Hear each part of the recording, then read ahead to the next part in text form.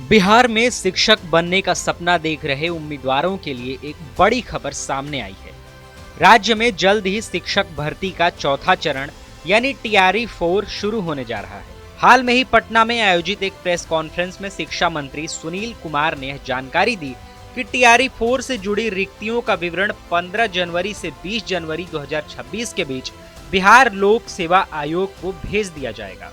इसी अवधि में रोस्टर क्लियरेंस की प्रक्रिया भी पूरी कर ली जाएगी, जिसके बाद बीपीएससी को बहाली के लिए अधिसूचना जारी करने के निर्देश दिए जाएंगे। शिक्षा मंत्री ने अभी बताया कि वर्ष 2005 में बिहार का कुल शिक्षा बजट 4,000 करोड़ रुपए से थोड़ा अधिक था, जो अब बढ़कर 70,000 करोड़ रुपए हो चुका है।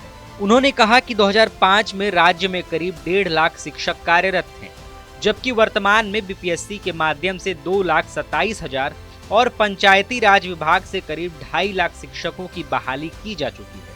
उन्होंने यह जानकारी दी कि शिक्षा विभाग 5,500 शिक्षकों की बहाली अनुकंपा के आधार पर करने जा रहा है। जो पंचायती राज व्यवस्था से जो शिक्षक शिक्षिकाएं थी, उनको मामूली इम्तहान लेकर के 2.5 लाख से ज्यादा वो सरकारी सेवक बन चुके हैं। बजट के बारे में पहले ही हमने कहा कि जब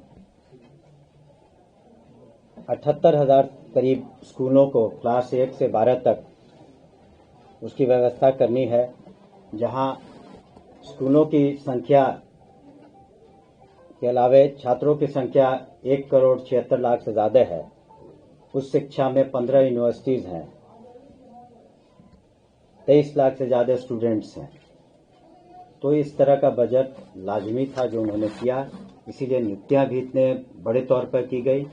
आने वाले समय में आपको बताना चाहेंगे कि हम लोग टीआरई 4 की भी नियुक्तियां करेंगे। टीआरई 4 में भी रोस्टर क्लियरेंस और अधियाचना हम लोग 15 से 20 जनवरी तक निश्चित रूप से बीपीएससी को भेज देंगे। और अनुकंपा पर जो भी नियुक्तियां थी वो भी हम लोगों ने करीब 5,500 कर दी हैं विभिन्न पदों पर। और माननीय मुख्यमंत्री जी ने जो कल्याणकारी योजनाएं बनाई इन कई सालों में, उसके बहुत ही अच्छे असर देखने को मिले हैं। उसमें पोशाक योजना, साइकिल योजना, स्कॉलरशिप्स, विभिन्न तरीके के जो अनुसूचित जाति अनुसूचित जनजाति के लिए जो स्कॉलरशिप्स है, इन सब पर ध्यान दिया गया। और डीबीटी के माध्यम से आपको बताना चाहेंगे हम कि 25-26 में 22-12-25 यानी 22 दिसंबर तक अब तक लिए 2,14,088 छात्र छात्राओं को 4,663 रुपए डीबीटी के माध्यम से उनके खातों में दिए जा चुके हैं।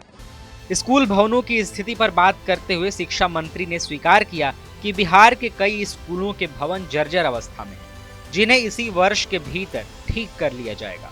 उन्होंने यह भी कहा कि कुछ जिलों में भवनों की कमी के कारण कक्षाएं दूसरी जगहों पर संचालित की जा रही हैं और इस समस्या को अगले 6 महीनों में दूर कर लिया जाएगा।